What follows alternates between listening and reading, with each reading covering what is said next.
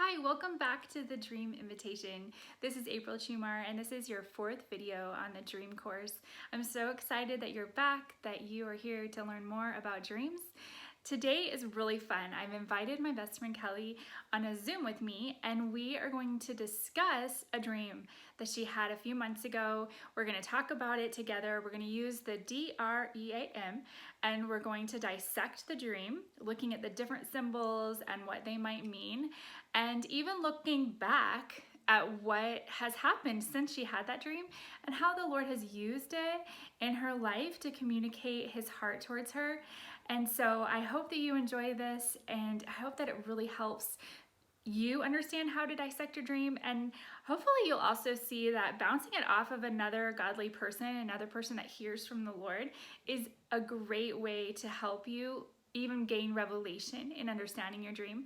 Sometimes when we're verbal processors like I am, even describing the dream out loud to another person helps me gain revelation and an understanding of what God is trying to say to me. So I hope you enjoy. Hi, welcome back to the Dream Invitation. I am here with my very best friend, Kelly, and we are going to look at a dream that she had and help to dissect that dream in real time. So, Kelly, if you would go ahead and describe the dream to us, and we can go through that acrostic, the DREAM, and talk about what this dream was saying to you, what God was speaking through this dream. And we can kind of do this together in real time so that people can get an idea of how they would dissect their own dream. Okay. Well, I had a dream where me and my husband, the first thing I noticed in it is that we were in different places and that we were in a very tropical location. And I realized that this is where I live, this is my house. And so my home was right on the water, very, very close to the water. And the water was expansive. It was like the ocean. It looked like just vast amounts of space, but it was shaped like a river. And so my husband was separated across the oceany river from me, and I was at home with my son Gabriel. And so in my dream, I understood that me and Gabe would go out and sit and look out on the water and watch schools of fish and kind of just wonder over that together.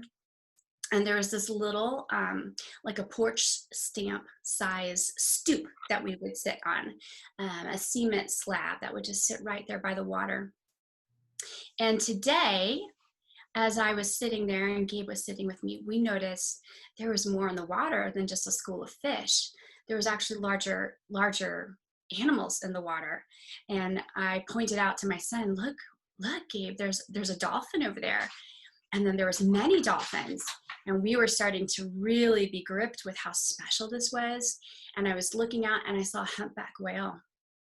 And we were just, kind of mesmerized by it. So as we sat there, I looked down and I saw that my wallet was actually on the stoop with me out in front. And my wallet, when I go out and about and I don't want to carry my purse, I put my cell phone in it and zip it up. And that's exactly what was happening with this wallet. I had it right in front of me and my cell phone was zipped into it. And I had this moment when I saw that it was there, I had this sense that it was going to find its way, the wallet, into the water. And I kind of had this conversation with myself. What if this happens? What if I lose my wallet? And I even was kind of starting to strategize about ways to prevent my wallet from falling into the water. But before I even had a moment to move in action on one of those plans, the cement slab, because I knew it was going to happen, I kind of knew it was unpreventable. The cement slab tipped forward. So that's never happened before in my dream, right? It just moved forward. And the humpback whale that I had seen emerged from the water very slowly, kind of gently. I mean, it was really like all of the gentle awe you have when you come into such a large, magnificent creature. And almost like he was smiling at me, and he poked his head up out of the water and he swallowed my wallet, and then just very slow, almost like slow motion, and then he slowly sank back into the water. Wow. And I sat there stunned and in total panic because I everything was gone. All my wallet was in that whale and there was no way to get back. And so Yeah. I sort of started to try to figure out what to do. And I felt very panicked about it. And I came into the house, or I was approaching the house, and I knew that my mother-in-law was there. And as I was going back up to the house to try and figure out what do I do about this, I saw out in the water a troop of men swimming towards my house. And these men, I knew, were going house to house singing a song for money. And as I looked at them, the men were kind of ridiculous looking. They really resembled Fred Flintstone characters. They were so goofy. And this one guy, the leader of the troop, got up out of the water and came up into the house to me. And he began to sing a song that was so beautiful. It just grabbed and captured my heart, that whenever I looked away, the song just wooed and called to me. But when I looked at him, he was totally ridiculous.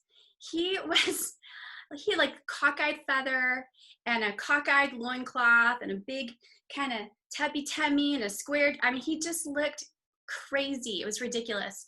And so I heard the song. I knew the song was beautiful, but I was moved into action by my panic to find out what to do about my wallet. So I rushed past him to get to my mother-in-law. And I was saying to her, I have to get to Philip. I have to tell my husband what has happened. I need to get to him. And my phone is gone. I cannot get to him. And so she offered me a planner paper. And she said, well, this is how I do it. This is how I call. I'm just going to give you this planner paper and you just dial the numbers on it and it will work. And I was thinking, this is ridiculous. It's paper. Okay, it's not going to work. But I'll try it anyways. So I took it and I tried to dial the numbers because she said it worked for her, and it did not work. It was paper. So I just gave it back to her. And I decided to turn back around and go back to the water to see if I could find out if the wallet was there. And as I did, the man who was singing that beautiful song, almost like a siren song, was still standing there. And as I approached him, he put his hand out to me for money. And I felt shame because I had no money to give him. And I don't even know if I would have given him money, except for I felt shame that I couldn't if I had wanted to. Like I didn't have any money to offer him. And I told him, sorry, I don't have anything. And then I told him my story. I'm like, my wallet just got swallowed by humpback whale. My wallet, my cell phone is gone. And by the way, when you're out there swimming house to house, if you see it, will you bring it back to me? Can you look for it? And then he left. And then I went to another place and you were there. And I told you about my circumstance and you just kind of laughed. So, and I was like, I wasn't offended. I was in a frenzy. So I realized that the response wasn't there. And finally, I found myself back on the water. And now I could see my husband across the waters. And he, even though we lived in this tropical place, he was standing over there in a full coat, like a down, heavy. We used to live in Alaska, a coat that would be appropriate for Alaska winter. And his face was disconnected from what we were doing, but he had a sober look on his face. And then I woke up. Wow. Wow. That is such an intense dream and so many details. I love that there's so much symbolism and so many details in that, and so much that the Lord was speaking to you about. And you have had some time to process this dream a little bit, so you have some glimpses into what Holy Spirit was saying. But I thought, let's go ahead and look at what was the first thing that jumped out at you when you woke up. What was the main thing that jumped out at you? Well, the main thing was I remember the way the whale being in its presence felt and Mhm. looked at. I was puzzled by what happened, but I wasn't afraid of what happened. And I was kind of captured, sort of glued to this moment when I Mhm. faced that well. And then also just the fact that everything was gone. My wallet and my phone was gone, was ringing. That was the primary Mhm. sensation I was having. Yeah. Yeah. That was the main idea of the dream, is Yes. that your wallet, which, what do you think a wallet represents? You've looked it up and you feel like God showed you what your wallet represented?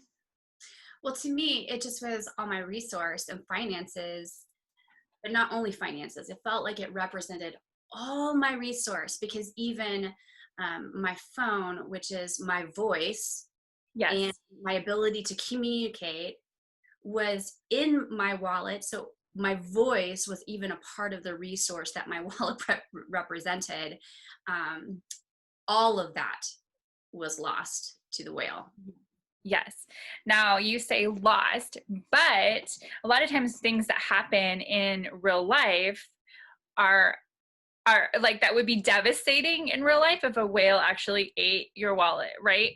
But Holy Spirit was actually showing you something. So what does the whale represent? Like, is it the enemy eating your wallet and your resource? Is that what we're talking about here? Or was God actually communicating something different to you? Well, I had to really sift through that because at first, when I just woke up from the dream, it seemed like a bad thing. It seemed bad that I lost everything.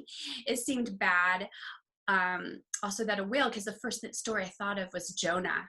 And I thought, oh my goodness, I must be in disobedience because, well, because Jonah disobeyed and he got swallowed. And so now Right. I must be disobeying in some way.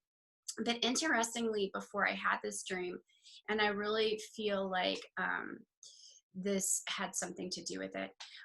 We had just a really heavy prophetic word come to us through a very a seasoned and mature prophetic voice. Mhm. And so as I started to pray through, I noticed a couple of things. First of all, I looked to see what a whale could represent, and it can represent a major prophetic ministry, which really was in tandem with the encounter that I'd had about a month ago, receiving a really intense prophetic word. And then the other thing that I started to think about when it came to whales, besides just that it could mean disobedience, because honestly, in my heart, I didn't have a sense of clear, and it is this. Like the Mhm. Lord didn't address that in me. I just was wandering. So, and I feel like when there's really sin in your life, you often know. And Yeah. if you Yeah. don't know, God makes it pretty clear right away. If he's shaking your soul with dreams to say, stop doing this, he's pretty clear about what he wants you to stop doing. So as I began to think about the men who were singing this call and kind of compare and contrast them with the whale, I realized that they had two things in common. The men were singing a song, and humpback whales are famous for their ability to sing a song. So cool. And their voice carries and travels through the waters over great distances. And so it felt like to me as I began to pray and began to think through this that the Lord was talking about prophetic ministry and insight and true prophetic authority and grace versus a counterfeit. Right. Yes, which was symbolic of the men that were Yes, coming up and asking for their song in exchange for money, right? yes. So there was again this monetary connection, right? That they're asking for money for their offering, Mm-hmm. right? Absolutely. When I saw them, it was easy to discern that they were off. But when I Mhm. weren't when I wasn't looking at them, their song had a great pull on it. There was like a spirit of seduction. It had a wooing to it Mm. um, that required discernment to be able to Yes. see. So there was Yes. there was power in their song, but it was false power. Right, absolutely. So this whale comes up out of the ocean and eats your resources. And as you start to uncover this, you realize a whale is symbolic of the prophetic. And I love how you overlay it with your waking life. So you knew you had just had this encounter in the prophetic. And it was like the Holy Spirit was telling you that his spirit and the prophetic was actually what was engulfing your life. Like it was your resources, but it was your heart. Like a wallet often represents your heart. It was your connection, even your connection with God. Cell phones often represent your communication with God, right?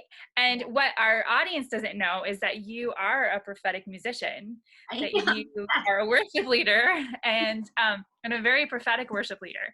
And so the Holy Spirit was essentially confirming your calling, confirming that this is actually who you are, and that your everything in your life is actually wrapped up in your identity. Your identity as a prophetic worship leader and a prophetic intercessor, prophetic worship leader is actually your identity. And anything outside of that is a counterfeit. Yes, absolutely. The men coming up that were, even though enticing, were so counterfeit. And you could see that and sense that because of your discernment. And what gets me too is that even when you go into the house, you try to use that fake planner. Like, again, it's another counterfeit. That's not a real phone, right? It's another form of counterfeit. It's another form of this is insufficient. This is not going to bring satisfaction. It's not going to get the results that you want. But how often the enemy comes to us with things that are fake, things that maybe look like they might work, right? But the results are not the same by any stretch of the imagination. The message to me also was, well, this is what I do. And this is how, so you can go ahead and do it. And I think there's a huge message in that as well, that just because it worked, she had grace for that, whatever she was trying to squeeze me into something that was not ever going to be grace for me. Yes, that's so good. And Gabriel was in your dream. So can you tell everyone, what does Gabriel mean? Gabriel means mighty messenger. Yes. So this was a message from the Lord. This is like your life message, right? I love this dream. It's such a destiny dream. It's so like your calling, and I love it. Now the piece about Philip being across the waters, can you talk to me a little bit about that and what you kind of discovered with that? Well, that was really puzzling to me, and I just felt like, I even feel like, actually, to be honest with you, this was such a commissioning dream for my life that as I go back over it periodically, I realize more and have more understanding about it. But I feel like over this last season, though my husband and I have walked we're together and close and all of that, that God has been doing separate things in us. And so we were in different places, but he was wearing this coat. And at first I thought, what's he doing? It's a tropical place. Coats do not belong here. And the kind of coat he was wearing, like I said, it was a heavy duty coat. But coats can represent mantles, and they can represent protection. And so there was a sense that God was just kind of displaying where he is at in his journey and who he is in that journey at that moment in time. Yes, that's so good. And even the fact that he was on the border, like I remember when we talked about this initially, we were talking about how God is like expanding his territory, and he was like on the coastline. He was like moving out and expanding his territory, which is really cool that God is like showing you what he's doing in him too. Absolutely. Because we're one, even though God is personally doing it in each other. As a married couple, we are one. And so God was saying, hey, I'm going to show you where he's at too. That's so good. That's so awesome. Did anything else stand out in the dream that you would want to share with our audience today? I think the only other part was just that you laughed at me. And I thought, so bad. So this is a non-typical April response to trial, but I thought also that as a best friend and a friend of faith, that your message to me in the dream was sort of similar to what Jesus's message was to his disciples in the boat. You know, that this is going to be okay. God has got this, and you need to not don't respond with panic. Everything's going to be okay. This is good. This is right. And so that's also important because in the dream, I had, turmoil over it as I was experiencing a loss of some sort, Right. or what Yeah. I thought was loss. And so to be able first to translate and interpret correctly, and then cause my emotions to come into truth and alignment with Yeah. reality, what was happening, Yeah. was a process and important to come to. And I think you're bearing that message in it, saying, stay steady, everything's going to be just fine. Yeah. Oh, that's so beautiful. It actually makes me want to cry. That's that's so good. It's so true. That's how Jesus responds to us. How often we're like, "What? You're taking everything?" Like but that is the call. That is the call of the Lord on our life, to lay down our life for him. And there's joy in that journey. And even though sometimes there's a grieving process, there's a letting go of, God always restores so much, and his joy overflows, and his joy takes over for those things that we may feel like we've lost. But how cool that even when you lost it, it was like so regal and so noble how the whale came and he engulfed it, and again, like, engulfed your whole life. This is your whole life message, is the song of the prophetic humpback whale. Like, it's just so beautiful.